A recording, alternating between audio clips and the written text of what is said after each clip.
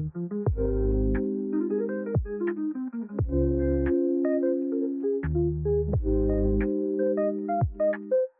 não, de novo não.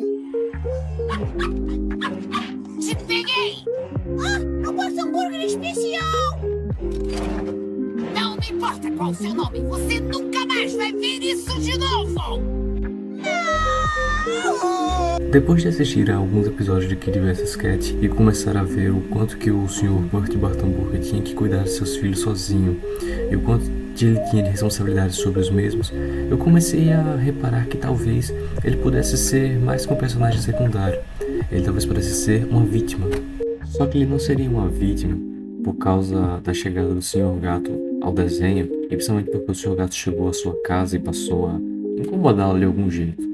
Mas ele teria sido uma possível vítima já fazia muito, muito tempo. Talvez isso até mesmo desde a sua infância, sabe? Em alguns episódios ele conta que já se apaixonou por uma sobrinha neta da Sra. Manson, mas foi literalmente amassado. Sem contar a vez que ela literalmente pegou o seu Boston Burger especial e não quis devolvê-lo e fez com que ele criasse um trauma que ficasse marcado para sempre na sua infância por nunca ter tido seu brinquedo retornado.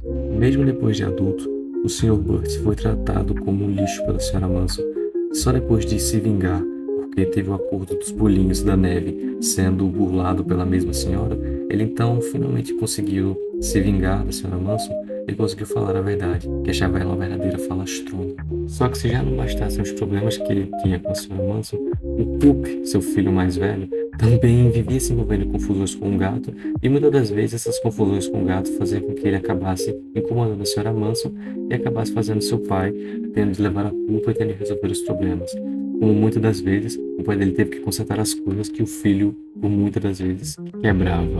Talvez por ser apenas uma criança de 10 anos, o Pup não percebia que suas brigas com o gato destruíam a casa e, bom, por muitas das vezes, acabavam gerando uma confusão desnecessária e até mesmo exagerada ao redor.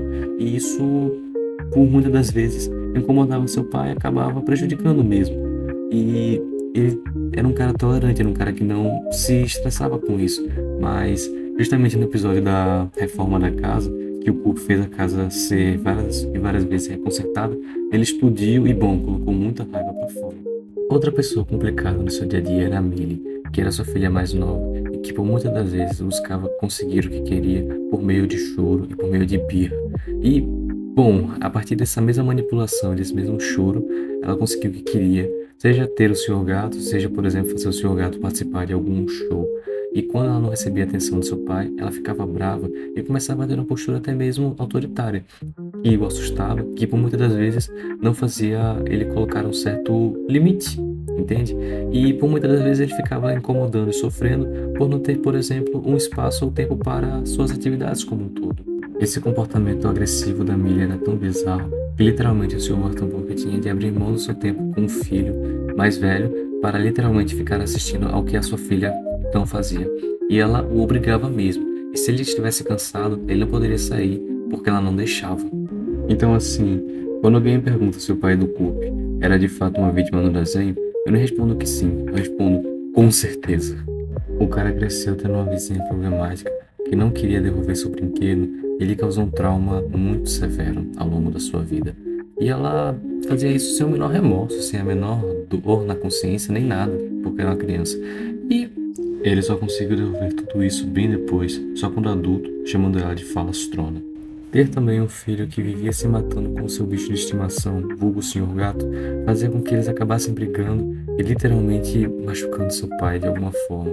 E bom, em alguns momentos, isso ficava tão exagerado que literalmente o Sr. Burt não aguentava e acabava sendo tirado do sério. Mas sinceramente, quem mais o fazia sofrer era a Millie, que literalmente tinha um comportamento autoritário e mandão, que fazia com que ele tivesse de abrir mão de passar tempo com o Pup e de fazer suas atividades pessoais.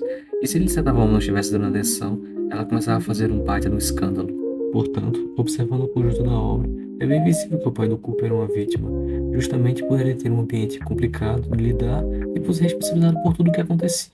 Bom galera, esse foi o vídeo de hoje. Se você concorda ou não, deixa nos comentários. Curte o vídeo, se inscreve e ativa os sinos para as próximas notificações. Valeu galera, tamo junto.